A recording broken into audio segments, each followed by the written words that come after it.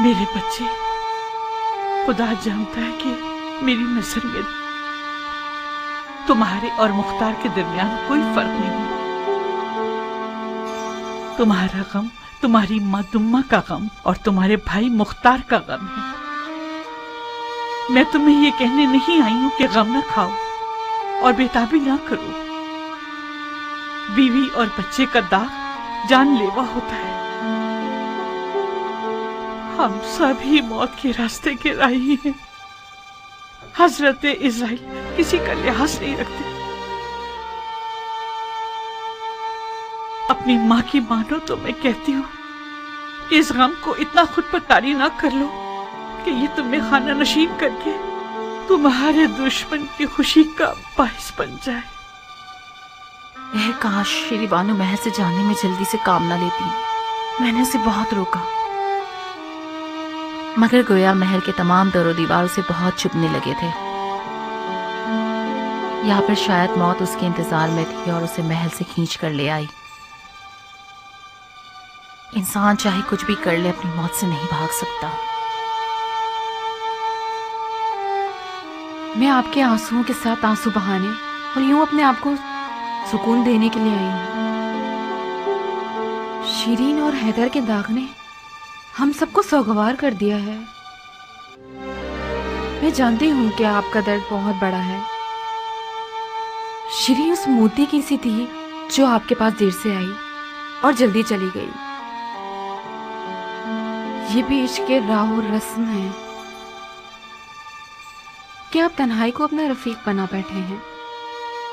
شیرین محل سے اس لیے گئی تاکہ جو سے مطلوب تھا اسے پا سکے۔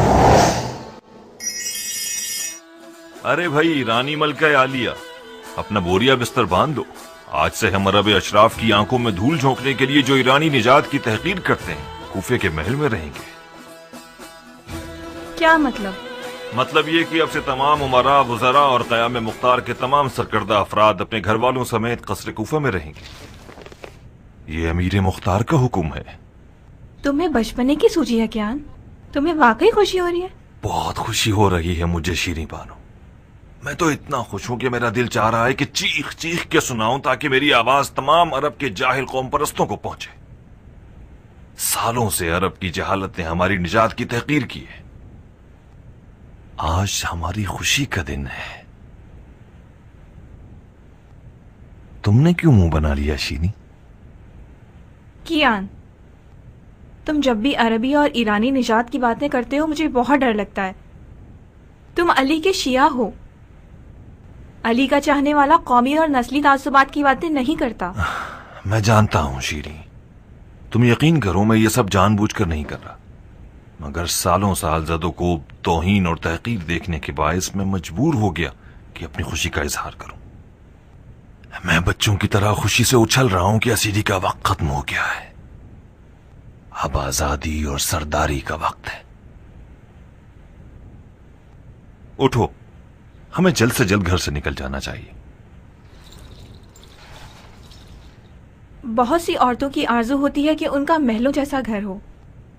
شاید تمہیں یقین نہ ہے کیان، میں اپنے اس پرسکون گھر کا محل سے تبادلہ کرنے پہ تیار نہیں ہوں۔ ہمارا محل سے کیا واسطہ؟ دیکھو شیریں، مصلحت قیام کا تقاضا ہے، ہمیں نہ چاہتے ہوئے بھی کچھ عرصہ محل میں رہنا ہوگا۔ کیسی مصلحت کیان؟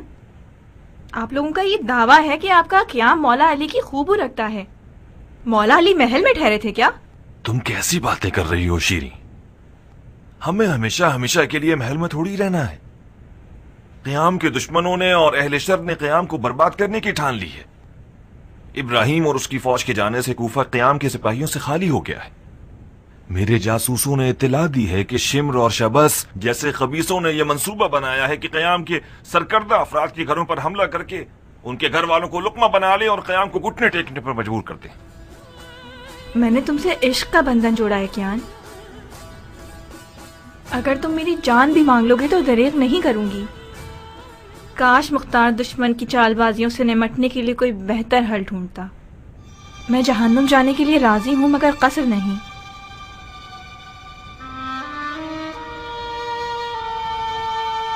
میں شیریں کا قاتل ہوں، شیریں کا قاتل ہوں۔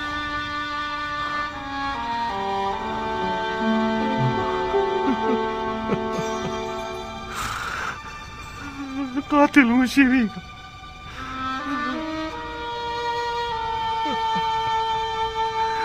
میں نے اپنے حیدر کو مار ڈالا. خدا کی پناہ، بیچارہ پاگل ہوتا جا رہا ہے. بکواس مت کرو ناریا، بات کرنے سے پہلے موقع محل دیکھ لیا کرو. میں نے کوئی غلط بات تو نہیں کی. آپ خود تو دیکھ رہی ہیں کچھ زیادہ ہی پاگل ہو گیا ہے. میں ہی شیریں اور حیدر کی موت کا باعث بنا. تجھے ارملا کو مارنے کی ایسی کیا ضد تھی بدبخت بدبخت. اپنے آپ کو سنبھالو کیان، تم نے اپنا فرض نبھایا ہے. اپنے آپ کو قصوروار کیوں ٹھہراتے ہو؟ ہم نے غلط راستہ اختیار کر لیا تھا. ہم یعنی کون لوگ؟ یعنی وہ تمام لوگ جو خون حسین کے انتقام کے بہانے طلبگار حکومت تھے.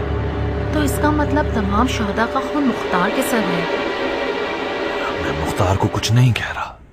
میں فی الحال صرف اپنا گریباں نوچ رہا ہوں. میری آج کی یہ مصیبت میرے اعمال کی سزا ہے، ہٹ جانے کی سزا سے رات مستقیم سے. کیا تم مختار سے جدا ہونا چاہتے ہو؟ میں اپنے اندر کے شیطان سے جدا ہونا چاہتا ہوں.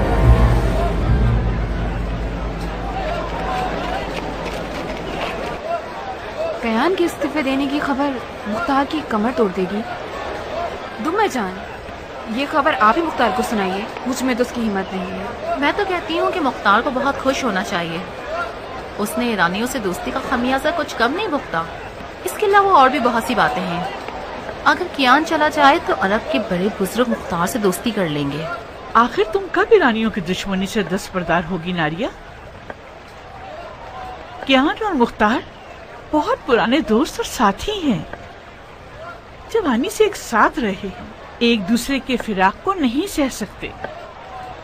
آپ نے سن تو لیا دمہ جان، وہ مختار کو قصوروار ٹھہرا رہا تھا. اگر اسے شرم مائل نہ ہوتی تو اپنی بیوی اور بچوں کا خون بھی مختار کے ساتھ تھوپ دیتا. استغفار کرو ناریا.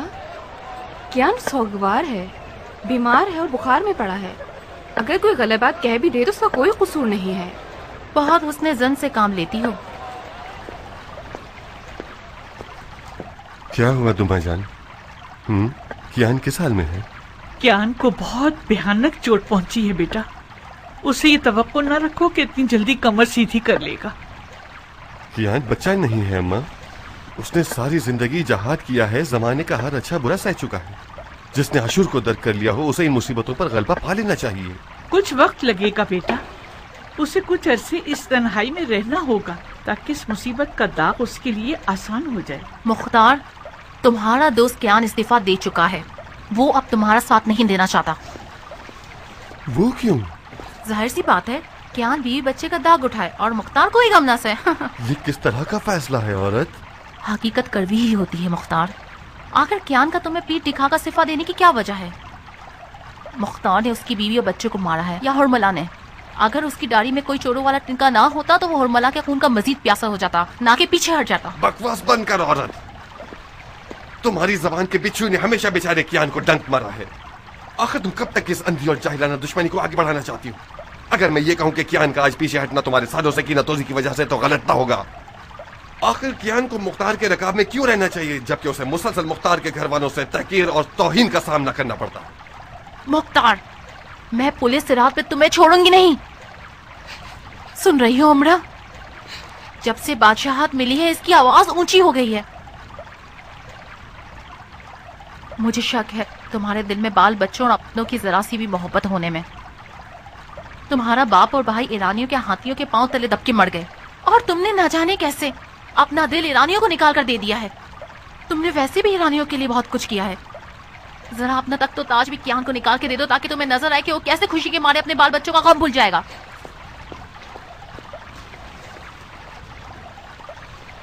اگر مجھے خدا کا خوف نہ ہوتا تو اس عورت کو طلاق دے دیتا. بیٹا، اپنے صبر کا ثواب ضائع مت کرو. مختار تمہاری طرح کے مردوں کو حامل صبر ایوب ہونا چاہیے.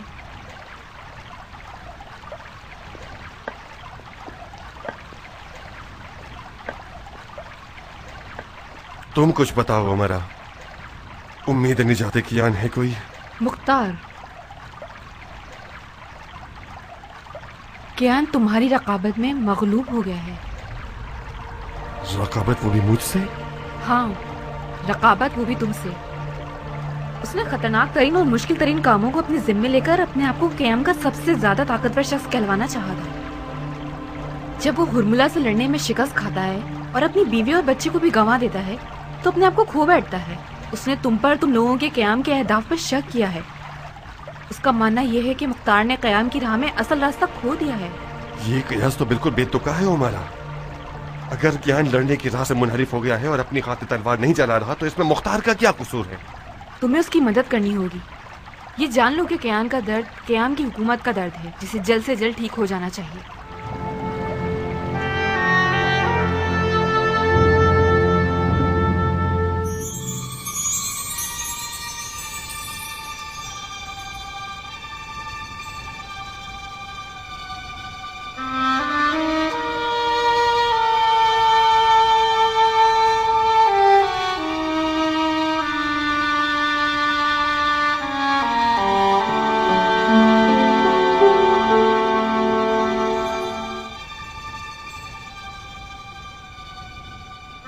आपने जहमत फरमाई अमीर। मैं मुख्तार हूं कियान, तुम्हारा सालों अच्छे बुरे वक्त का दोस्त। हमारे दिलों को इश्क अली ने आपस में जोड़े रखा है। मकतबे अली में अमीर हो या असीर, शाह हो या भिखारी, शर्त सरबुलंदी सिर्फ उसका इश्क है।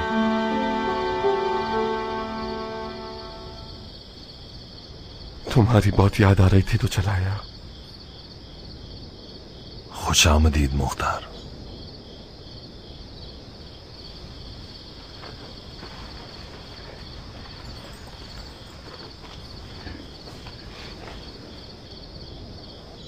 तुम भी खुश रहो आदि राह के साथी। मुख्तार और कियान हो या ना हो, अली का रास्ता और मजहब जिंदा रहेगा।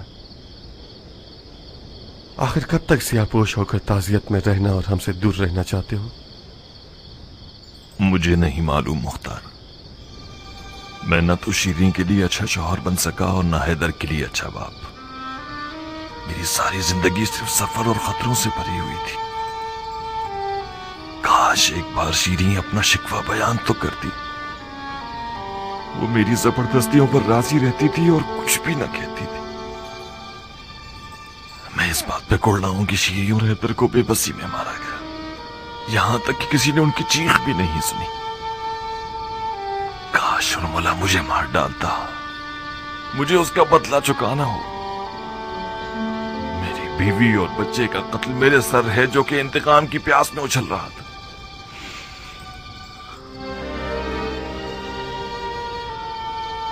रास्ते की हकानियत पर शक वहां तक सही है जब तक ये कुफ्र तक न ले जाए। क्या तुम्हारे घर वाले मौला हुसैन के घर वालों से ज्यादा बेकस थे? जो जुल्म तुम पर हुआ वो हमारे मौला हुसैन पर होने वाले जुल्म के सामने सूरज को चराग दिखाने के बराबर है। जो भी इस राह में जितना ज्यादा मुकर्रब होगा वो ज्यादा मुसीबतें उठाएगा। खुदा की कसम, अगर सालों जो हम साथ मिलकर जुल्म और जूर से लड़े हैं, अगर एक बार भी मुझे तुमसे रश्क हुआ है तो वो यही होगा कि तुमने बीवी और बच्चे का दाग देखा और मुख्तार ने नहीं देखा। तुम इस वक्त हम सबसे ज्यादा मौला हुसैन से नजदीक हो। तुम्हारा दिल कैसे मानता है, तुम्हारा दिल कैसे मानता है कि रास्ता मोड़ के चले जाओ जालिम?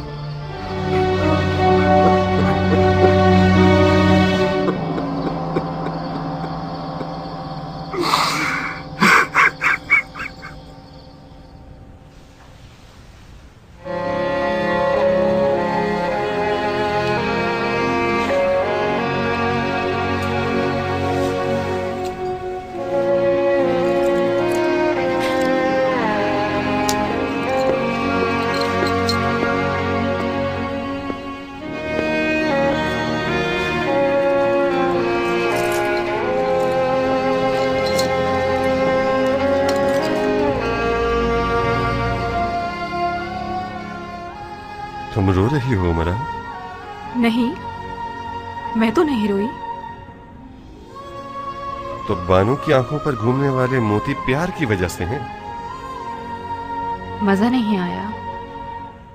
कभी कभार मजा न आने में ही मजा होता है। कहीं महल को छोड़ना तुम्हारे लिए दुश्वार तो नहीं? मैंने इन पत्थरों के महल में उम्र गुजारी है। अगर इन सुतूनों से मुझे मोहब्बत हो गई होती तो मैं मुख्तार की बीवी ना बनती। जवाब दंदान शिकन है। क्या मैं पूछ सकता हूँ कि बानो किस बात पर गमज़दा है? मुझे याद आ रहा है, सर भी याद आ रहा है मुझे। उसके साथ महल में आई थी, उसके बगैर जा रही हूँ। खुदा उसकी मगफिरत फरमाए। अगर वो होता तो भी दरवाजे पे खड़ा होता और चिल्ला रहा होता, जल्दी कीजिए बीबी जी, जल्दी कीजिए। मैंने ऊंट पर कजावा रख दिया है। बेचारा बेज़बान जानवर तकलीफ में है, तकलीफ में है वो। खुदा उसकी मगफिरत करे। ज़रबी नौकर नहीं था, गुहारे नायाब था। मेरे लिए तो वो एक माँ से ज्यादा चाहने वाली दाया की तरह था।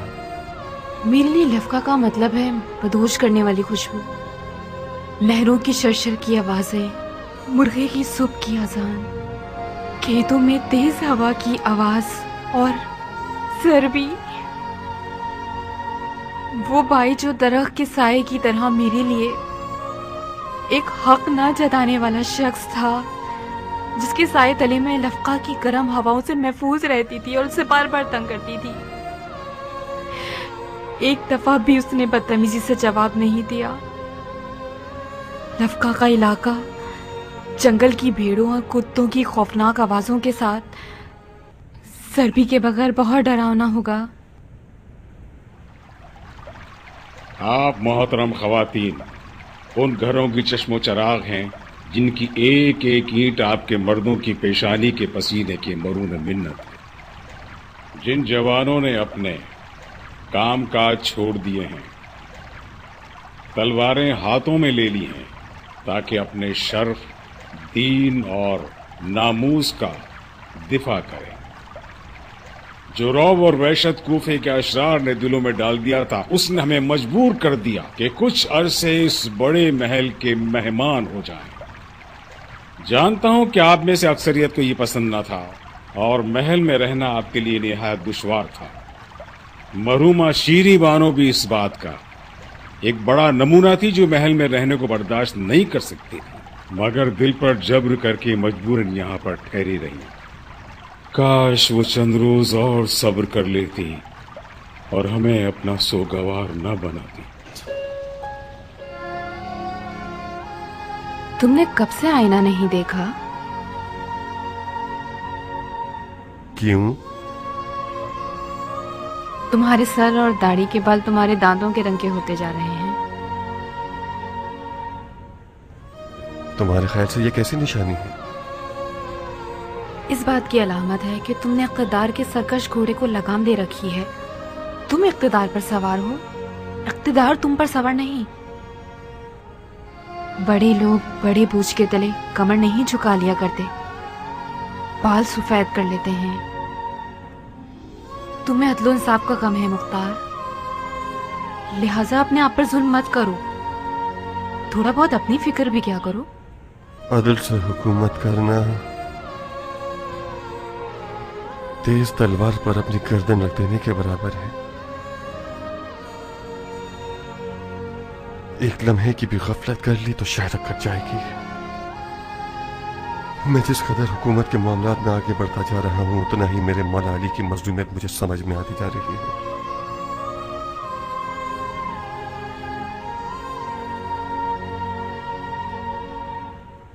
मौला अली की तकलीफों का इदराक जानलेवा है उमरा।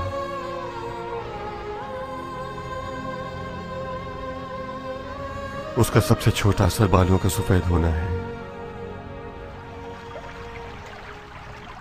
अब जबकि खुदा के लुत्फ व करम से लईनों का शर खत्म और खतरा तमाम और अमन नियत बरकरार हो गई है, बेहतर है कि आप भी अपने सादा और हसीन घरों को लौट जाएं। अपने हुजरों की गर्द गुबार और मकड़ी के जाले खत्म कीजिए آپ کی مرغیاں، بطخیں اور باغیچے آپ کے دانے پانی کے منتظر ہیں۔ جائیے اور اپنے گھروں میں عشق کی آب و ہوا کو دوبارہ قائم کیجیے۔ امیر مختار بذات خود آپ لوگوں کے محل سے جانے کے بارے میں اجازت دینے آنا چاہتے تھے، مگر میں نے پیش کلامی کی اور ان کے دل کی بات آپ کے حضور میں عرض کر دی۔ خدا جانتا ہے کہ مختار، میں اور آپ کے شوہروں میں سے کسی ایک نے بھی قیام سے وراثت پانے کی نیت سے تلوار نہیں چلائی۔ اگر مجبوری نہ ہو تو محل میں رہنا ہمارے لیے غیر پسندیدہ بات ہے اور قیام کی خواہان عدل حکومت کو بدنام بھی کرتا ہے۔ فی امان اللہ۔ مرحبا عبد الرحمن، ہم شکر گزار ہیں کہ تم نے ہمارے بدلے زحمت کی اور ہمارے بوجھ کو ہلکا کر دیا۔ جو جھوٹے افراد ہمیں کذاب، ہمارے قیام کو بے معنی اور ہماری حکومت کو غاصب ٹھہراتے ہیں، ان کا سارا خوف ہمارے عدل و انصاف سے ہے۔ عدل کے طرفداروں کا ایک نظریہ یہ بھی ہے کہ صاحبان منصب حکومت عام لوگوں کی طرح زندگی بسر کریں۔ ہائے، گویا کوئی خواب دیکھ رہے تھے۔ اب ہمیں دوبارہ اپنے اسے کیڑے مکوڑوں سے بھرے گھروں کی طرف لوٹ کر جانا پڑے گا۔ بے فکر رہو بہن، کوفے میں جدھر دیکھو شیم الخولیہ اور ہرملہ جیسے لوگوں سے بھرا پڑا ہے۔ میرے خیال سے پھر ہم اس جنت کے مہمان بن جائیں گے۔ خدا کرے تمہاری بات پوری ہو بہن۔ تم چپ کیوں ہو عمرہ؟ تمہیں تو اس خبر سے خوش ہونا چاہیے۔ ام ثابت کی زبان کی ڈنگ سے تمہاری جان چھوٹ گئی۔ مختار کے لیے فکر مند ہو راحلہ، وہ زمین سے اکھڑتا جا رہا ہے۔ تم پریشان مت ہو، میرے اور تمہارے لیے ہمارے مردوں کی یاد ہی شوہر کہلاتی ہیں۔ میرا دل تو بے قرار ہے اس آشیانے کے لیے جو ابراہیم کی خوشبو سے بھرا ہوا ہے۔ مجھ سے ملنے آؤ گی نا عمرہ؟ زندگی رہی تو آؤں گی انشاءاللہ۔ سکون مل گیا۔ خدا تمہارے باپ کی مغفرت کرے مختار۔ کتنا اچھا کام کیا اس نے ہمیں اس قید خانے سے چھڑا کے۔ میں تو مر گئی تھی بچوں کی ٹیاں ٹیاں سن سن کر۔ اتنی ساری غریب اور بے ڈنگی عورتوں کے ریوڑ کے ساتھ مل کر رہنے کی کون حسرت کرتا ہے؟ کوئی بھی جگہ انسان کے اپنے گھر کے جیسی نہیں ہوتی۔ ابو مفلس، خلیفہ زبیری کو لکھو کہ ہم آپ کے احکامات کے تابع دار ہیں۔ ہم نے سنا ہے کہ بنی امیہ نے حجاز کی طرف حملے کی ٹھان لی ہے۔ حرم بیت اللہ کا دفاع ہر مسلمان پر فرض ہے۔ لکھو کہ اگر ہماری مدد کی ضرورت محسوس کریں تو مضائقہ نہ کریں۔ خدا کا لشکر جہاد کے لیے تیار ہے۔ جی امیر۔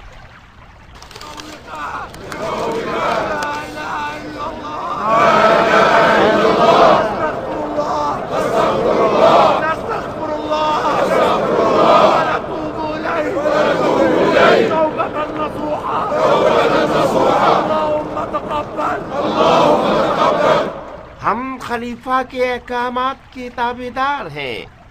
بنی امیہ نے حجاز کی جانب لشکر کشی کی ہے۔ حرم بیت اللہ کا دفاع ہر مسلمان کی ذمہ داری ہے۔ اگر آپ کو ہماری مدد کی ضرورت ہے تو مضائقہ نہ فرمائیے گا۔ خدا کا لشکر جہاد کے لیے تیار ہے۔ والسلام، مختار ابن ابو عبید ثقفی۔ معلوم ہمیں بے وقوف بنانا چاہتا ہے۔ یہ لمبا چوڑا جھوٹ آپ سب نے بغور سن لیا۔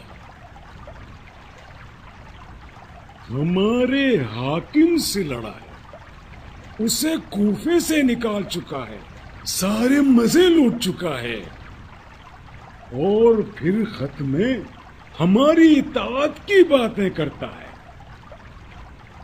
شیطان کہیں کا ایسے خط و کتابت کر رہا ہے کہ جیسے ہم کہنا نہیں چاہیے گدھے ہیں۔ عراق عرب باڑ میں جائے، مگر اس توہین کا کیا کریں؟ میرے خیال سے मुख्तार के इस साजिशी मीठी लहजे के पीछे कोई बड़ी चाल है। जाफर, शक न करो।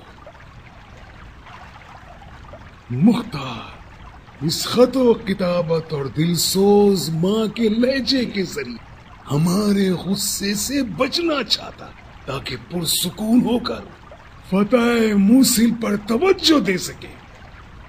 यकीन करो जाफर, इब्ने मरजाना पर गलबा पाने के बाद हमारे खिलाफ तलवार उठाएगा। शाबाश।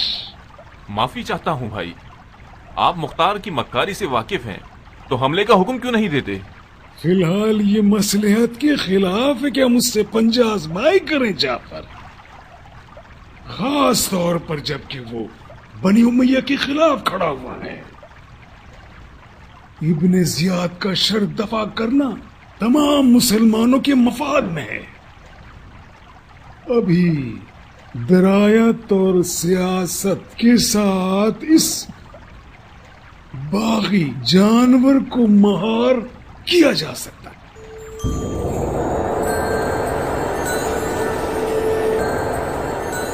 ये लो मखजूमी, ये रहा तुम्हारी इमारत का हुक्म।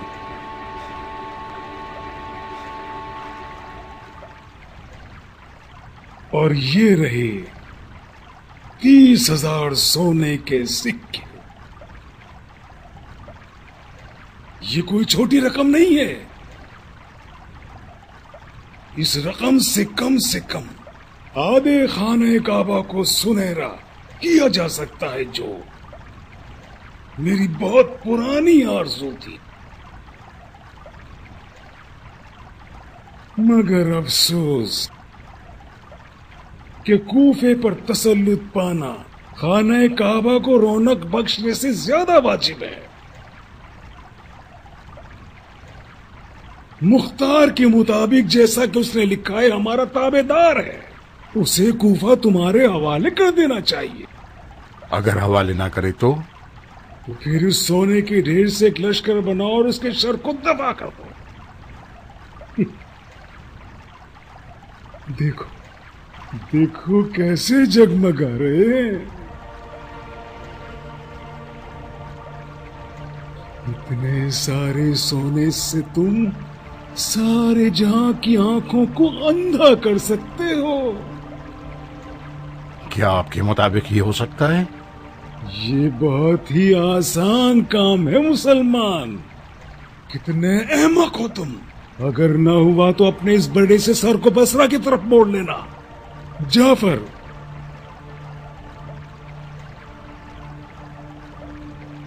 क्या तुम समझते हो कि उमर इब्न अब्दुल रहमान मखजूमी इस मैदान के काबिल है?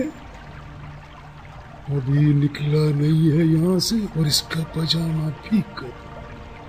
माफी चाहता हूँ भाई, इतना तो मान जाइए कि ये गले में फंसने वाला निवाला है, उसका हक है वो घबराए। मैं उसे समझा दूंगा। मेरा दिल इतने सारे सोने पर जल रहा है जाफर, मुझे डरे वो इन्हें जाय न करते। बहरहाल मैं तुम्हारी राय पर भरोसा करता हूं जाफर। सिर्फ इतना करो कि सोने के ढेर को मेरे पछताने से पहले मेरी नजरों से दूर कर दो।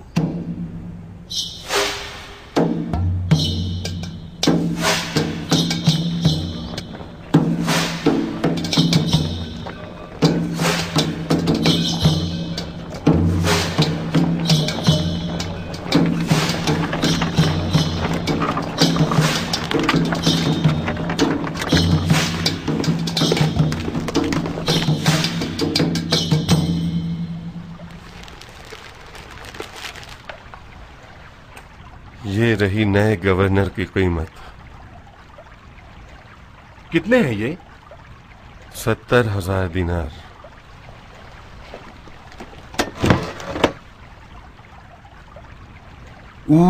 वाह,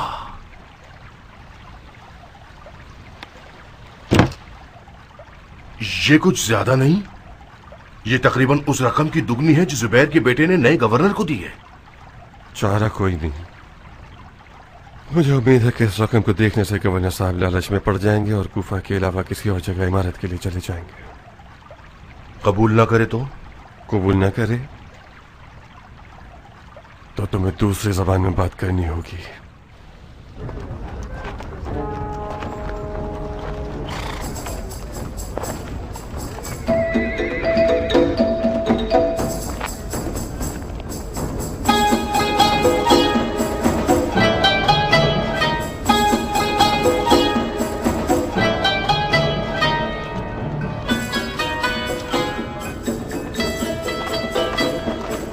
मुख्तार का कासिद हो? 2 ऊंट और 1 सवार। बैद है कि वो मुख्तार की जानिब से हो। क्यों बैद है अमीर? अगर मुख्तार सरकशी करना चाहे और कूफे को हमारे हवाले ना करे तो उसके लिए वो एक ही कासिद भेजेगा।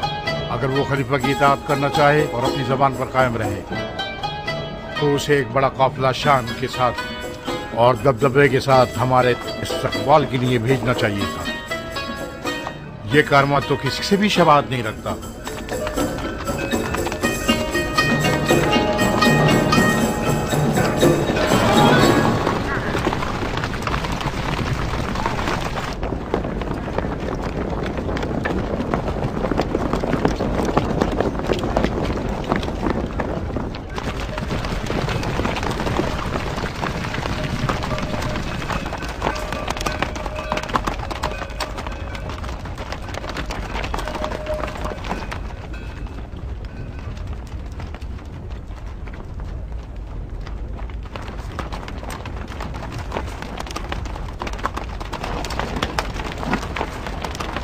कानतम, मुख्तार का सिपाही।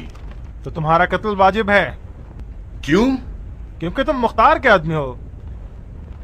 मुख्तार का आदमी होना जुर्म है क्या? मुख्तार और उसकी पूरी हुकूमत अजमों की हिमायत की वजह से मुजरिम है। ऊंटों पर क्या लदा हुआ है? तिला। तिला? हाँ, 70,000 दीनार हैं। यकीनन उन अजमों के हुकूक होंगे जो मुख्तार और उसकी हुकूमत के नाम पर उछलते हैं। जी नहीं, कीमत है नए गवर्नर कूफा की। मुझे ऐसा महसूस हो रहा है कि जरूर कोई गड़बड़ है। आप कहें तो इन डाकुओं को मार भगाएं। इससे क्या होगा? एक तेवर दिखाएंगे तो कूफे वाले आपको बासानी कबूल कर लेंगे। चंद डाकुओं को भगा देने से तो कूफे वाले हमारे कुदरत के रोब में नहीं आ जाएंगे। खास तौर पर कूफे वाले जिनकी तलवारें उनके दिमाग से ज्यादा चलती हैं। इस बड़े खजाने की बरकत से इसकी जान बख्श देते हैं और घोड़े और ऊंटों को ले जाएंगे। तुम्हें बहुत खुजली है। इस खजाने से नाजुक बदन कनीजे खरीदेंगे ताकि वो हमें खुजाएं। तो तुम्हारा सर तुम्हारे बदन पर बेचैन हो रहा है। अच्छा मजाक कर लेते हो तुम चिलगोजे। शायद मुझे अपनी मिर्चों वाली तेजी तुम लोगों को दिखानी पड़ेगी। अगर इन ऊंटों को तुम लोगों ने हाथ भी लगाया तो अपने कत्ल के खुद जिम्मेदार होगे। इसे चबाओ, हम भी देखते हैं कितना तेज है।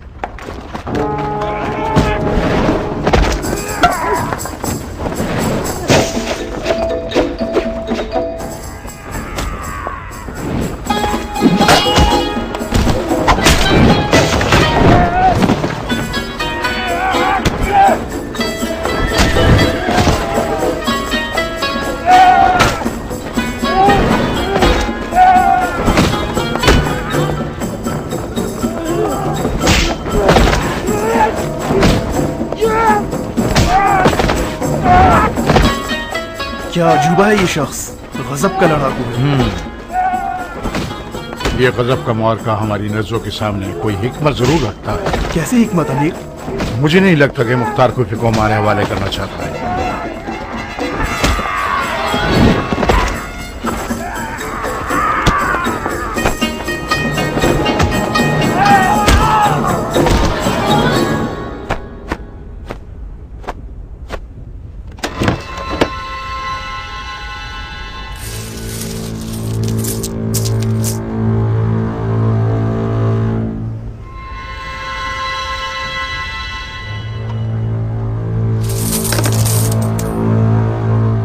ये रकम उससे दुगनी है जो कि खलीफा ने मुझे दी है, मगर मैं पागल ही हूंगा जो कुफे की हुकूमत की कुर्सी को 70,000 दीनार के बदले बेच डालूं? मर्जी है आपकी, चाहे तो ना बेचे। अगर ना बेचूं तो क्या करोगे? मैं तो एक मजबूर सिपाही हूं, अगर ना बेचेंगे तो आपको मुख्तार से लड़ना होगा। अगर चाहें तो इसकी फौज की एक झलक देख सकते हैं। वो सब ऐसे जंगजू हैं कि मुझ जैसे लोग उनके मुकाबले में है ही चाहिए। मैंने कहा था ना कि इस मार्के के पीछे कोई हिकमत छुपी हुई है।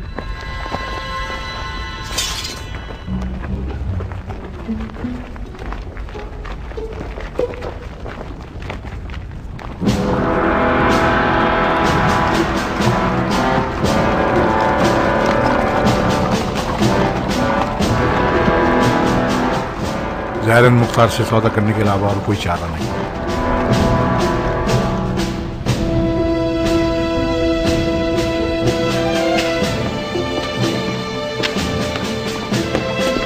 शेरों की तरह आए हो या गीदड़ की मानंद हार के आए हो?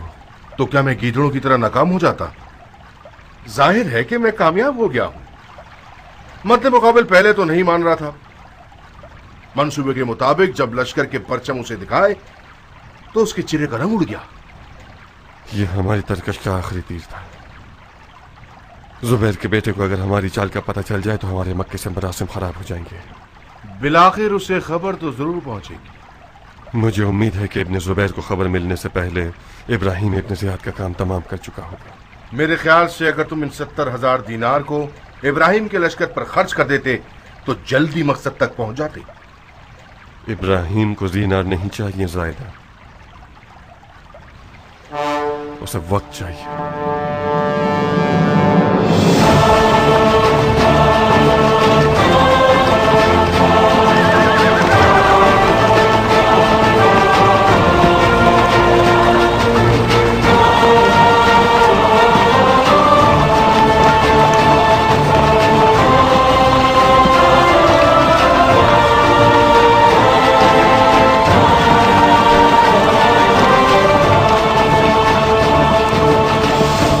खुदा करे कि खुशखबरी हो तुम्हारे पास। ऐसा ही है।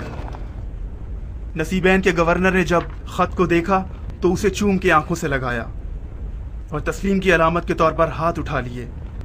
अब वो आया है ताकि बैत कर ले और 1 साल का खैराज भी साथ ले आया है। कहाँ है? उन टीलों के पीछे है। मैं जल्दी आ गया ताकि इत्तला दे दूं। इब्ने लुगाइत। जी अमीर।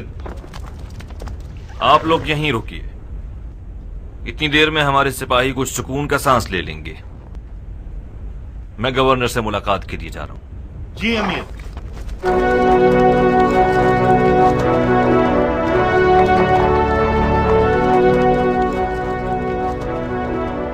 बहुत खुश नजर आ रहे हो भाई। क्यों नहीं, आज मैं बहुत खुश हूं। मुझे आज समझ आया है कि मालिक अश्तर का बेटा होना कैसी दौलत और नेमत है। नूर बरसे आपकी कब्र पर बाबा। उसने जब हमारे मरहूम बाबा का नाम सुना तो अनकरीब मेरे पांव चूमने के लिए झुकने वाला था। मालिक की मीरास उसकी इज्जत व आबरू है। मालिक की इज्जत व आबरू मोहब्बत अली है। दुआ करो कि हम अच्छे बेटे साबित हों और उनकी लाज रख सकें। अस्सलामु अलैकुम व रहमतुल्लाह व बरकातुहू। वालेकुम अस्सलाम, अहलन व सहलन। आफरीन है इस तवाज़ो और इनकिसारी पर। आपकी मेजबानी हमारे लिए फख्र और सरबुलंदी का बाइस है। आपके होते हुए हसब व नसब की गुफ्तगू करना तौहीन है। आपके मरहूम वालिद दुनिया जहां की इंसानियत के लिए बाइस फख्र थे। अगर सूरज भी मालिक अश्तर का नाम सुनकर सर खम ना करे तो उसने जसारत की है। हम तो फिर खाक के जर्रे हैं। ये एक नाचीज सा तोहफा है नसीबैन के लोगों की जानिब से। ये सालाना खराज है जो आज से पहले शाम के गासिब हुकूमत को पेश करना पड़ता था। उम्मीद करते हैं कि आप कबूल कर लें और हमें शर्मिंदा न फरमाएं। मैं मशकूर हूं जनाब गवर्नर।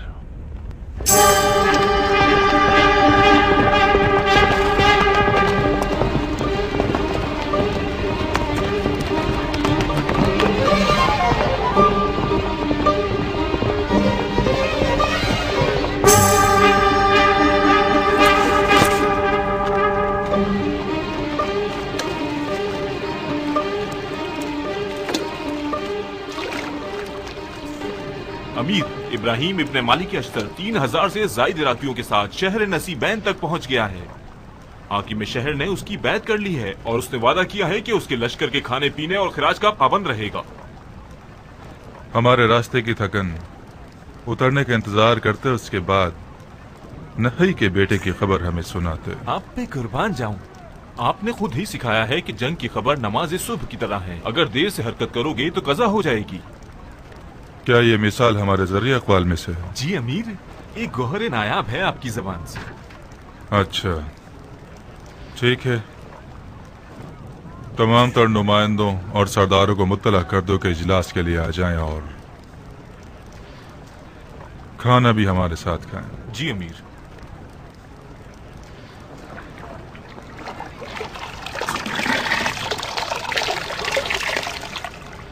پھر کہاں گم ہو گئے؟ پھر اونٹ کے خواب کے بارے میں سوچنے مت لگ جانا، میرا دماغ خراب ہو جاتا ہے اس سے۔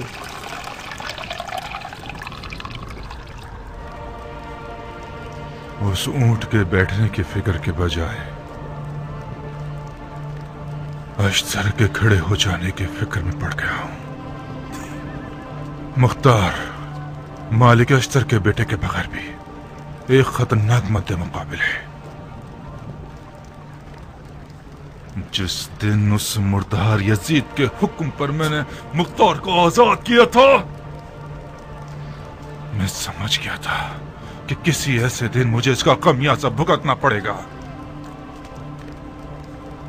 اشتر کا نام ہی اور بہادر سپاہی کو ڈرانے اور جنگ سے پہلے ہی اور دینے کے لیے کافی ہے۔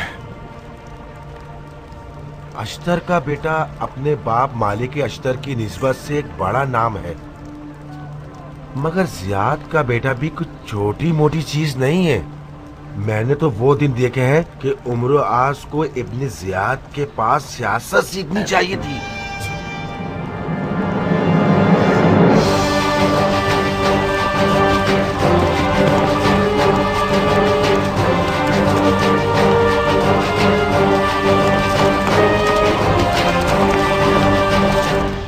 امیر، شام کا لشکر نصیبین تک پہنچ گیا ہے اور ہم سے ایک منزل کے فاصلے پر پڑاؤ ڈال چکا ہے۔ وہ تقریباً 20,000 افراد ہیں۔ مرجانہ کے بیٹے کی سنا؟ وہ بھی آیا ہے۔ سنا ہے کہ مجوسیوں اور بے دینوں سے جہاد کرنے کی نیت سے غسل جہاد بھی کیا ہے اس نے۔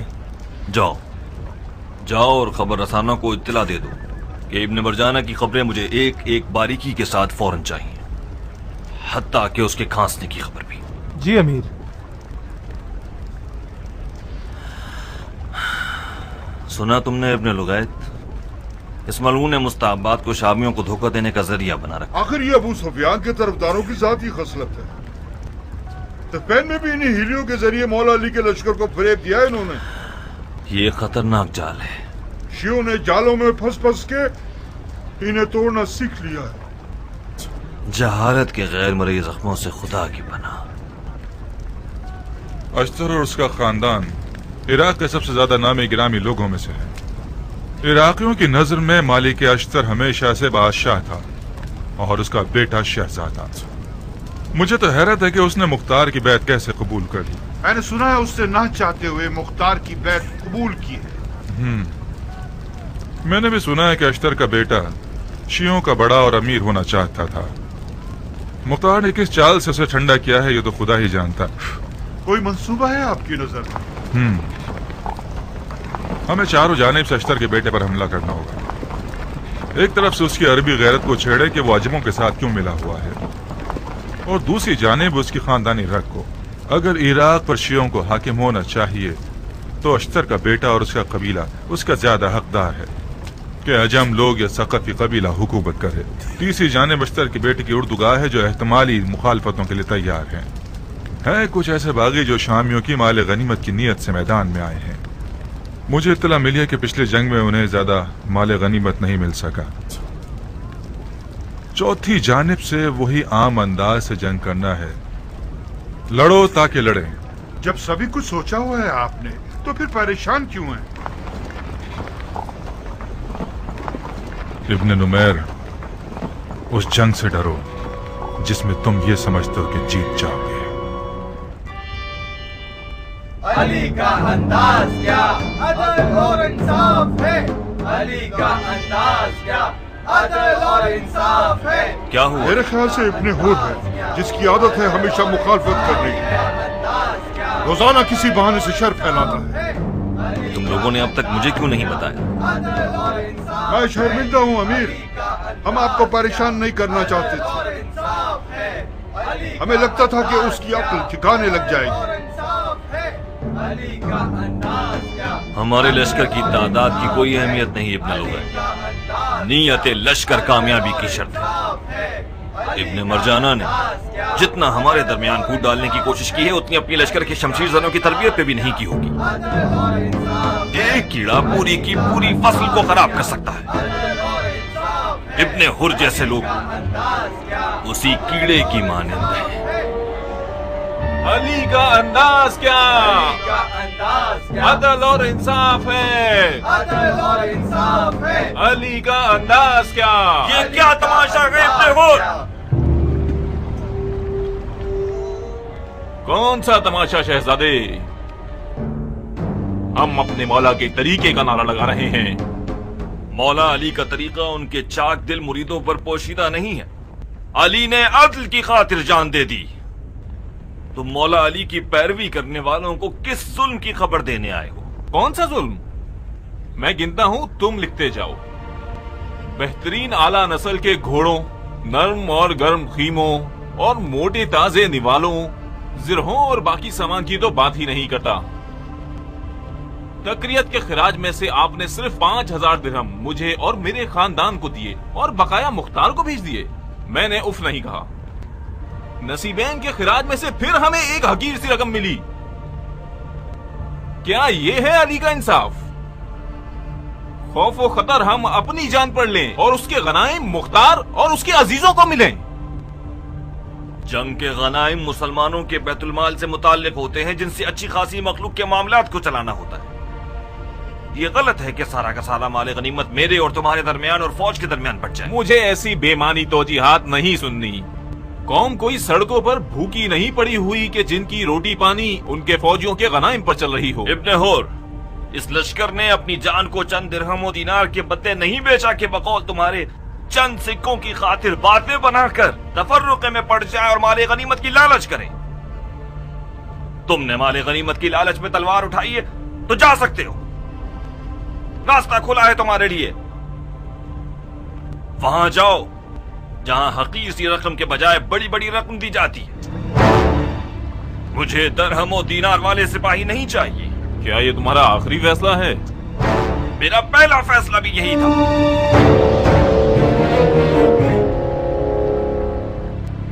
بہت خوب.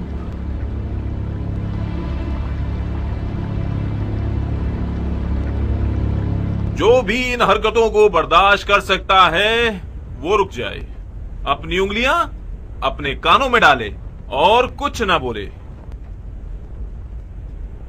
ابن اشتر،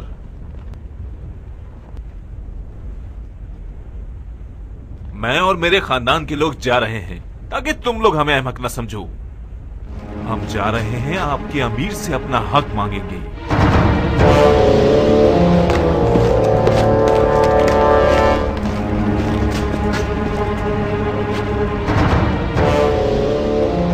کیا یہ بہتر نہ ہوا کہ امیر مختار کو ایک خط لکھ دے اور جو کچھ ہوا اس کی خبر دے دے؟ کہیں ابن حر کی لگائی بجائی امیر کو ہم سے ناراض نہ کر دے.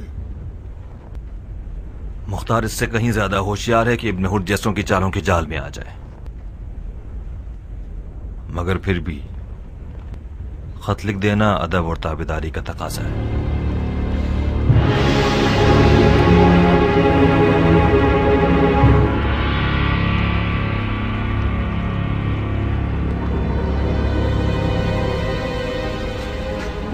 اے خدا کے سپاہیوں،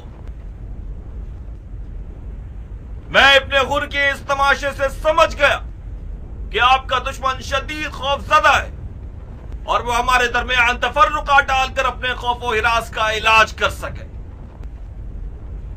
اگر میری مانتے ہیں تو سن لیجئے کہ جو آواز بھی دویت کی بدبو سے بھری ہوئی ہو وہ دشمن کی چال ہے. آج مال غنیمت کے بہانے، کل عرب اور عجم کے بہانے۔ میں نصیحت کرتا ہوں کہ راتوں کو اپنی بیٹھکوں میں جنگ صفین کے تلخ اور غمگین حالات کو یاد کیجیے۔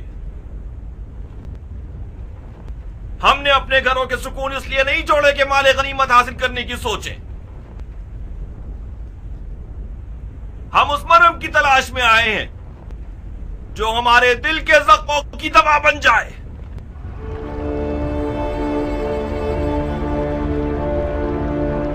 میرے مراد ہمارے آنسوؤں کی گواہ ہے۔